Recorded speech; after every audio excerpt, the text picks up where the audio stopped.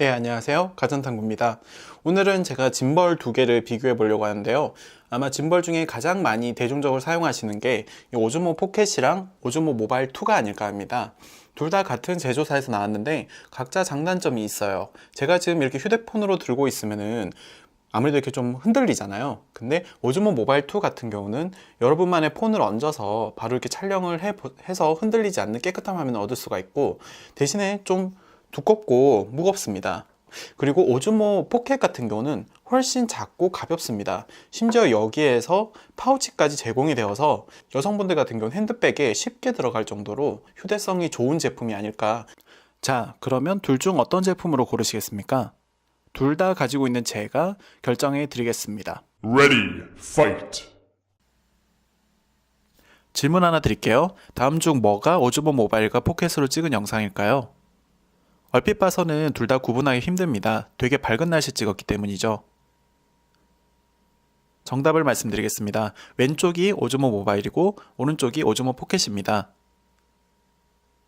날씨가 밝을 때는 조리개나 센서 크기 이런 것과 크게 상관없이 둘 다 빛이 많이 들어오는 조건이기 때문에 굉장히 화사한 화질을 보여줍니다. 그래서 햇빛이 쨍쨍할 때는 구분이 잘 안 되죠. 이렇게 돌아가는 화각이 이렇게 돌아가는 모습도 포켓이나 모바일이나 둘 다 같은 회사에서 나온 거기 때문에 굉장히 자연스럽게 잘 돌아갑니다. 이 점에서는 오즈모 포켓한테 더 큰 점수를 주고 싶네요. 굉장히 작거든요. 자, 그리고 이제 흐린 날씨 조건을 보시죠. 날씨가 흐릴 때는 확실히 오즈모 모바일 2에다가 일반 카메라로 넣은 것들이 훨씬 더 밝고 선명하게 나오는 편입니다. 반면에 오즈모 포켓은 뭔가 좀 어두침침한 모습을 보여주죠.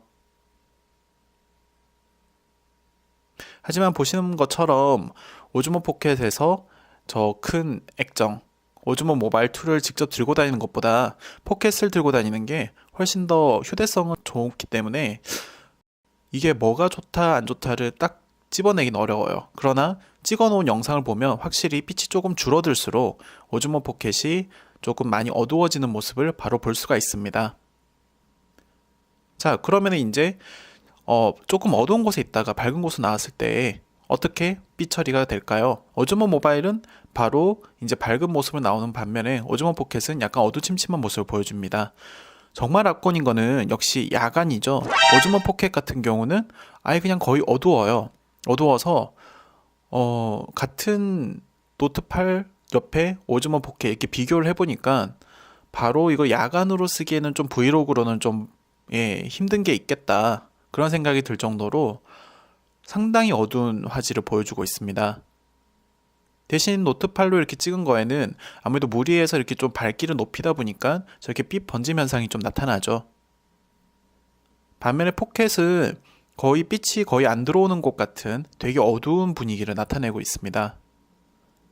그래서 저도 이제 오즈모 포켓을 살 땐 낮이라서 그냥 되게 화질이 좋네 이랬다가 며칠 뒤에 밤에 이렇게 브이로그를 찍어보면서 굉장히 당황했거든요. 굉장히 어두운 편입니다. 이건 아마 오즈모 포켓 2가 나오면서 새롭게 개선이 돼서 좀 나오지 않을까. 지금은 다들 끝판왕이라면서 다들 이야기를 하는데 글쎄요, 밤에 찍어보시면 생각이 많이 바뀌실 것 같습니다. 정말 햇빛 짱짱할 때 아까처럼 낮에 찍을 때 괜찮은 편이죠. 아직은 많이 개선돼야 될 것 같습니다.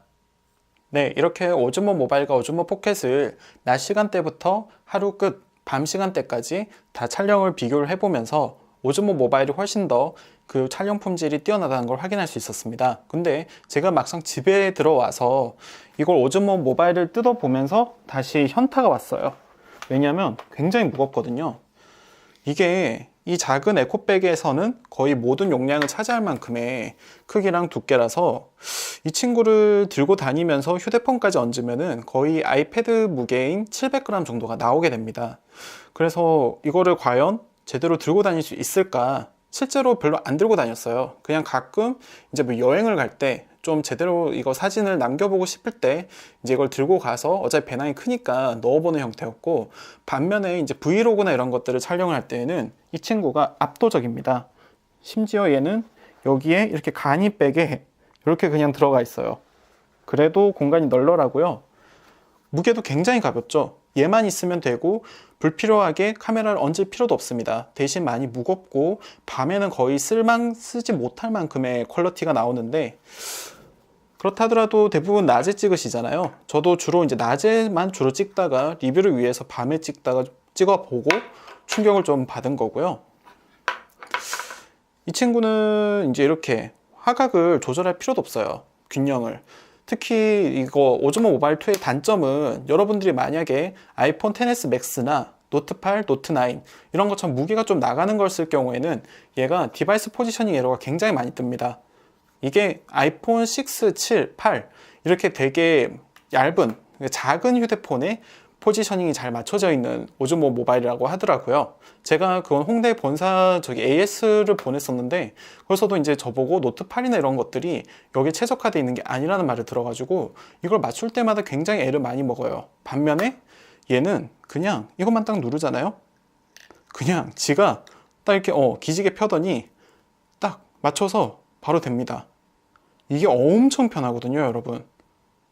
네, 그래서 저는 이제 추천을 드릴게요. 이게 만약에 여러분이 브이로그를 그냥 찍으신다 그러면은 이 친구로 무조건 가시고요. 근데 반면에 이제 좀 밝은 거, 얘는 이제 조리개가 2.0이지만 이제 내 휴대폰은 1.5, 조리개 노트9이 1.5로 나왔죠. 그러니까 좀 더 밝은 영상을 밤에 잘 찍어보고 싶다, 그런 경우에는 이 친구를 추천을 드립니다. 네, 가격은 이 친구가 15만원대고 얘가 한 45만원대니까 각자 맞춰서 구입을 하시면 될 것 같아요. 네, 이상 가전탐구였습니다. 감사합니다.